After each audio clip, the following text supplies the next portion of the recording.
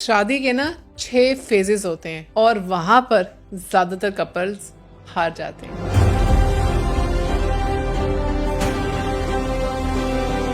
शादी सिर्फ एक रिश्ते का नाम नहीं, ये असल में एक सफर है और हर सफर की तरह शादी भी स्टेजेस से गुजरती है। ज्यादातर लोग स्टार्ट में सब कुछ परफेक्ट समझते हैं, लेकिन असल टेस्ट उस वक्त होता है जब एक्सपेक्टेशंस और आपकी उम्मीदें टूट जाती हैं। शादी के 6 फेजेस कौन से होते हैं?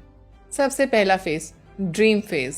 यहाँ हर चीज खूबसूरत लगती है, मोहब्बत, एक्साइटमेंट हर बार नई सी लगती है और दोनों एक दूसरे को परफेक्ट समझते हैं। दूसरा फेज, डिस्कवरी फेज। असल जिंदगी सामने आती है, आदतें, डिफरेंसेस और सोच का फर्क सामने आने लगता है। ये वो वक्त है जहाँ आप डिसाइड करते हैं कि डिफरेंसेस को समझना है या इग्नोर करना है। तीसरा फेज, डिसअपॉइंटमेंट फेज।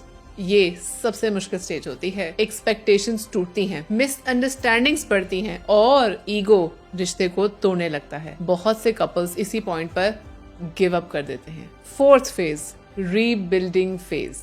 यानी कि जो लोग यहाँ रुकते नहीं वो असल शादी जीते हैं। कम्युनिकेशन, कॉम्प्रोमाइज और पेशेंस से वो अपने रिश्ते को नया फाउंडेशन देते हैं। Number 5th phase, deep love phase. मोहब्बत यहाँ मेच्योरिटी हासिल करती है। यहाँ ट्रस्ट इतना गहरा हो जाता है कि छोटी छोटी बातों का बोझ खत्म हो जाता है। नंबर 6 फेज यानी कि लेगेसी फेज। ये एक आखिरी मंजिल है जहाँ रिश्ते का असर दोनों तक सिमट कर नहीं रहता बल्कि अगली नस्लों तक जाता है। यहाँ दोनों एक दूसरे की स्ट्रेंथ, सपोर्ट और इंस्पिरेशन बन जाते हैं। याद रखें, शादी का हुस्न सिर्फ पहले 2 फेजेस की एक्साइटमेंट में नहीं होता। असली खूबसूरती उसी रिश्ते में होती है जो डिसअपॉइंटमेंट्स के बावजूद रीबिल्ड होते हैं। स्ट्रॉन्ग मैरिजेस सिर्फ कहानी नहीं बनाते, वो लेगेसी बनाते हैं। तो इस वीडियो को तमाम उन कपल्स को शेयर करें जिनसे आप सिंसियरली प्यार करते हैं। बहुत शुक्रिया।